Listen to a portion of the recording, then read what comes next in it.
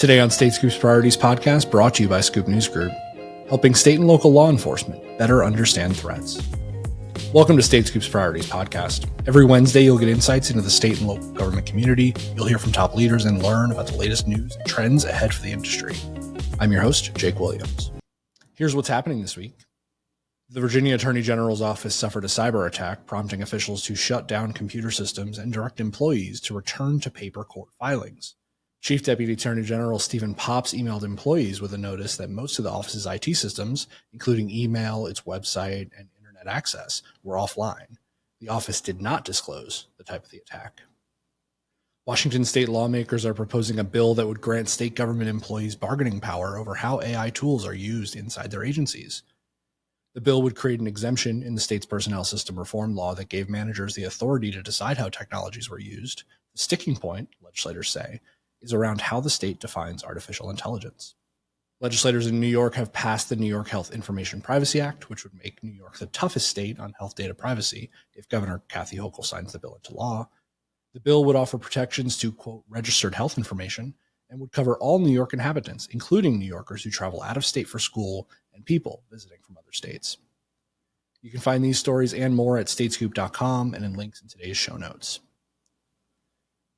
State and local agencies can better work together to address evolving multidimensional cyber threats, according to John Cohen, the executive director for the Program for Countering Hybrid Threats at the Center for Internet Security. Part of that collaboration included the development of ThreatWA, an intelligence subscription service that bridges the gap between state and local government and law enforcement agencies. Cohen tells StateScoop's Keely Quinlan about the multidimensional threats he sees today and what it means for the future of cyber collaboration. The term multidimensional threat represents sort of the change in the way that law enforcement and security officials are thinking about threats. Multidimensional threats, hybrid threats, asymmetric threats, they all kind of mean the same thing, which is that foreign and domestic threat actors, meaning foreign intelligence services, terrorist groups, violent domestic organizations, even criminal organizations, have fully embraced the power of the internet. And they're incorporating online tools into their operational tradecraft. What it also refers to is the fact that we can no longer think of cyber threats, threats posed by information operations by foreign governments, and physical threats that are facilitated through the use of the internet as three separate and distinct areas of operational activities. The bad guys are using those types of threat activities in an integrated way, and our investigative and threat mitigation activities have to take that into account. And cybersecurity folks have to work closely with law enforcement and those who are responsible for securing facilities and protecting people from threats have to all work together in a cohesive and integrated way. So that's what multidimensional threat really refers to. And we're seeing it, play out each and every day. I mean, in the lead up to the 2024 election, we saw state and local governments being targeted for cyber attacks, denial of service attacks, specifically focusing on their nodes of communication, whether it's a 911 center or the websites they use to communicate with the public. We saw threats of violence being promoted online by foreign and domestic threat actors targeting local officials, in particular election officials. We saw disruptive events where internet-based technologies were being used to initiate swatting calls and bomb threats, seeking to disrupt voter activity and the operations of government. We actually saw physical attacks directed at a presidential candidate and multiple attacks disrupted by Secret Service and the FBI. So it's a multidimensional threat. It occurs in both the physical and the digital world. And as we look at our law enforcement practices, as we look at our emergency management practices, as we look at our cybersecurity practices, we have to understand that if we're going to be effective in countering those threats. Yeah, definitely. And you guys at CIS have been really critical in kind of helping to diagnose some of these issues at a more bird's eye level. And I know to help keep folks informed, your team at CIS launched the exclusive intelligence subscription ThreatWA last summer. Can you tell me about that, where that came from, and why it's so important? Yeah, I mean, I'm going to take a little bit of an issue with your use of the word bird's eye because, yes, you're right. We have taken a step back at CIS and worked closely with law enforcement and Homeland Security officials to better understand the broader threat environment. But one of the things I'm most proud of is that since April of 2022, we have worked very closely on a day-to-day basis with state, local law enforcement organizations, sheriff's offices, police departments, state police agencies. We've worked with fusion centers across the country. We've worked closely with state Homeland Security officials and private sector security officials to make sure that they are maintaining an awareness regarding emerging threats. And we share that information in several ways. One way we share it is on a 24/7 basis. We are providing law enforcement information on cyber and physical threats that we detect through our analysis of threat actor behavior online. But we wanted to find a way to expand the reach of that analysis. We wanted to find a way to make sure that private sector security officials, academics, those working in nonprofit think tanks, even those in government who are involved in policy discussions, they had awareness of what law enforcement was having to confront on a day-to-day basis. So we launched ThreatWA late last year. And ThreatWA is a subscription-based service. It's very inexpensive. But what it does is it provides both a weekly threat roundup, which will inform the reader of what we have been working on with law enforcement. So what are the top things that happened in the previous week that had the attention of law enforcement? And then it also provides more in-depth trends analysis as well on issues such as the use of AI by foreign threat actors to engage in cyber attacks and information operations.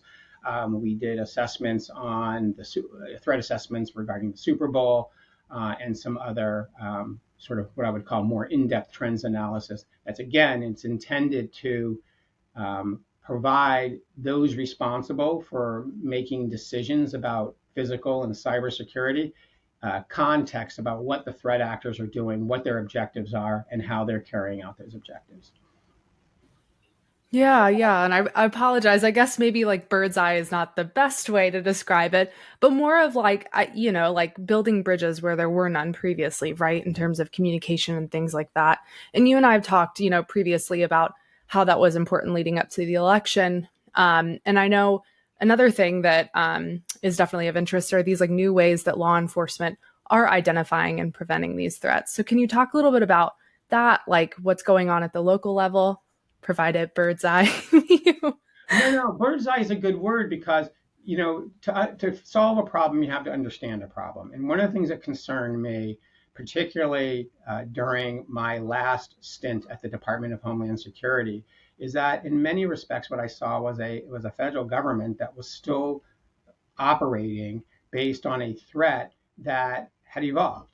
As I said before, I mean, I used to work as a police detective. I worked narcotics, and in those days, high tech was included the use of pagers and payphones, right? But the drug traffickers tried to orchestrate, in-person meetings in public places like parking lots or wherever, where you would exchange cash for drugs. Today, it's very different. Today, retail transactions are taking place, or even wholesale transactions are taking place on the dark web. The currency of exchange is cryptocurrency. Drugs are delivered not through the use of trusted couriers who are recruited, trained, and used for long periods of time, but through the use of private shipping or the recruitment of one-time couriers who are recruited using dating apps and other social media platforms. So my point here is that if you continue to conduct investigations based on the old way that drug traffickers did business, you're going to miss a huge swath of investigational activities or illegal activities that you should be focusing on. So the biggest thing that I'm seeing happen today versus 2 years ago is that state and local law enforcement are very aware of how these internet-based tools are being used to facilitate a broad range of criminal activity. So whether it's human smuggling, human trafficking, drug trafficking, threats of targeted violence, efforts to disrupt public events, state and local law enforcement in many ways is ahead of where the federal government is when it comes to understanding how criminals are using the internet and incorporating that into their crime prevention and threat mitigation activities. And again, I'm proud to say that I think we at CIS have played a role in helping them on this journey. One, by providing that bird's eye view of explaining how the threat environment has evolved, but secondly, working with them at a very granular and tactical level to detect threat-related activity that's being facilitated online. Yeah. It seems like success has been found in kind of striking that balance between this like really zoomed out view and that granular level activity. Yeah, so let me give you another example, right? So we've talked about some of these examples, but there's a number of them. So last year, a water management system was targeted by an Iranian-linked hacking collective for a cyber attack. The hacking collective was able to penetrate the controller of the water management system, was able to introduce anti-Israeli symbology, symbols on the monitor of the water of the monitors of that water management system. They could have disrupted the drinking water supply. They could have introduced chemicals into the drinking water supply, but they didn't. What they did was they put an anti-Israeli slogan on the monitor. We picked up on that, not because it was reported as a cyber attack, which eventually it was, but because we saw claims of responsibility being pushed out by that hacking collective. And they pushed it out using social media at first, and then it spread to more public forums. And then it eventually became part of the mainstream media ecosystem. So within 24 hours, people all across the country had become aware that this Iranian hacking group was able to hack into a water management system. And it caused a flurry of activity where other water management systems had to check the cybersecurity of their systems. People began to lose confidence in the integrity of the drinking water and the wastewater management systems in localities across the country. You saw federal task forces being convened to look at the security of our water management systems. And that was the whole point, right? On the one hand, it was a pretty unsophisticated and cyber attack that did not cause catastrophic damage. But on the other hand, it allowed that foreign adversary to undermine the public's confidence in our drinking water. That was the plan. So it's a blend of a cyber attack that's really being used as part of an information operation. This is the other thing that's really kind of interesting to me, is that we have seen increasingly denial of service attacks, that are conducted against 911 centers, local 911 centers, call centers, public safety answering points. And when you look at it strictly as a cyber incident, you'll hear some folks say, oh, this wasn't a serious cyber attack. Their phones were offline for a few hours, but then they eventually came back. But picture this. Picture that a threat actor wants to cause mayhem. They conduct, they use bomb threats to disrupt government activities. They use a active shooter type scenario to injure people. And at the same time, law enforcement is responding to those types of events. Their 911 system and their administrative communication systems are taken offline because of a denial of service attack. Those are the types of threats that we have seen. Those are the types of threats law enforcement is increasingly aware of and concerned about. These are the types of threats that law enforcement and election officials prepared for during the election. These are the types of threat activity we actually saw during the election, but they weren't disruptive because state and local law enforcement were prepared. They had information, they remained up to date on how the threat environment was evolving, and they incorporated that into their operational planning. That's where we need to be today across the nation, because the threat is continuing to evolve, and we need to adapt as quickly as the threat is evolving. Yeah, for sure. And another thing, I guess, like from a threat perspective that has gained like a lot of attention recently has been DeepSeek, the Chinese-owned AI app. Several states, I believe, such as New York, Texas, Virginia, and North Carolina have already moved to ban it.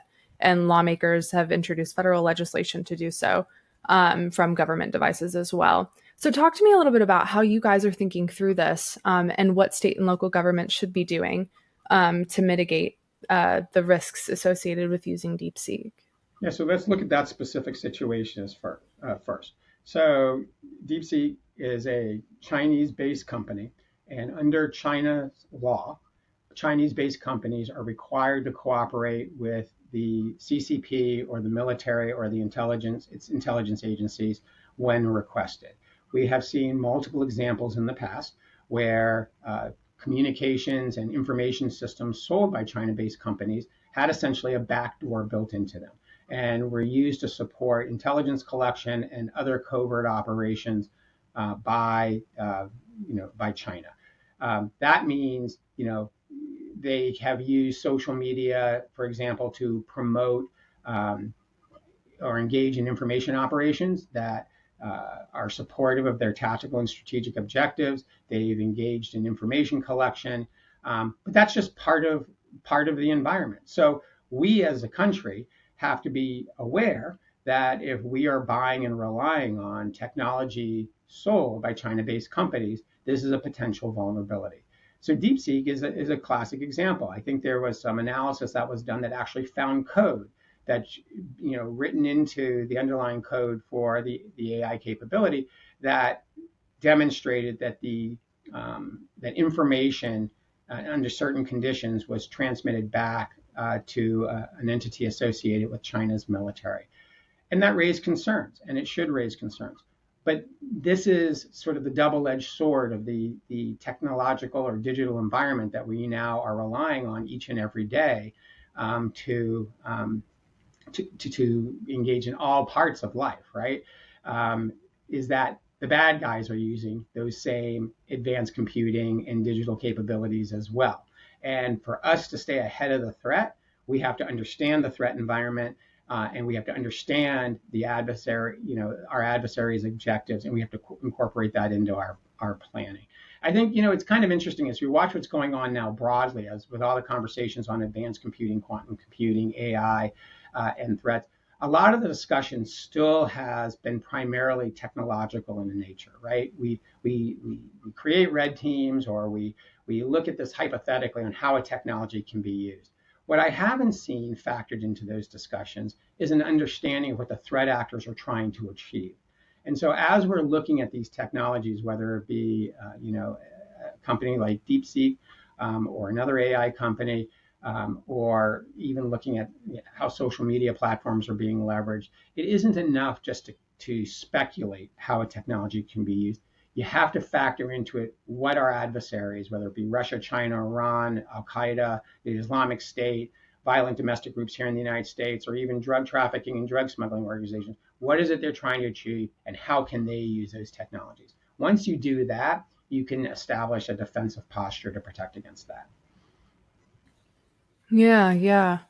And I guess for my last question, from your perspective and with all of this considered, and by this I mean these multidimensional threats, what can communities and state and local governments do to combat some of these threats? Like, what should they be doing right now? Stay informed. Yeah, this is a rapidly evolving environment. Accurate, real-time information regarding, as I mentioned before, what are the objectives of a threat actor? What are they trying to achieve, and how are they using technologies? That's crucial to whether you're protecting, as you seek to protect your systems, people, and facilities, whether you be a private sector company or a government organization. And again, find sources of accurate information. The work we're doing with state and local law enforcement, that's one example. You mentioned ThreatWA earlier. It's our way of trying to broaden the aperture of those who can receive, up-to-date information regarding threat actor behavior. That is, I've been doing this a long time, and I have found the only way that you can be effective in protecting against a terrorist threat or the threat from a foreign intelligence service or criminal activity is to actually understand what the bad guys are trying to do, and based on that knowledge, create investigative or operational activities intended to thwart their objectives. It's the only way to do it. You can't just, when I started in policing, literally, they gave you the keys to the car. They gave you an assignment to where you would patrol, and they said, go out and find crime. We didn't get any information in advance of that. So we drove around looking for crime. We can't do that anymore. And we have to understand the threat, and we have to understand that the physical world and the digital worlds are not two separate environments. They're intertwined. Cyber threats, physical threats, and information operations are being used in an integrated, cohesive manner each and every day, targeting state and local governments, private sector corporations, academic institutions, and our federal government. John Cohen, Executive Director of the Countering Hybrid Threats Program at the Center for Internet Security. You can read more about him and evolving cyber threats at statescoop.com and links in today's show notes. You can subscribe to the Priorities Podcast at prioritiespodcast.com and wherever you get your podcasts. While you're there, be sure to leave a review or a rating on the podcast page. That small extra step helps more people like you find the show. This podcast is a production of Scoop News Group in Washington, D.C. The StateScoop editorial team provides our news coverage and interviews. That team is Colin Wood, Keely Quinlan, and Sophia Fox-Sowell. Adam Butler and Carlin Fisher produce the show, and the entire Scoop News Group team makes it happen. Until next week, I'm Jake Williams. Thanks for listening.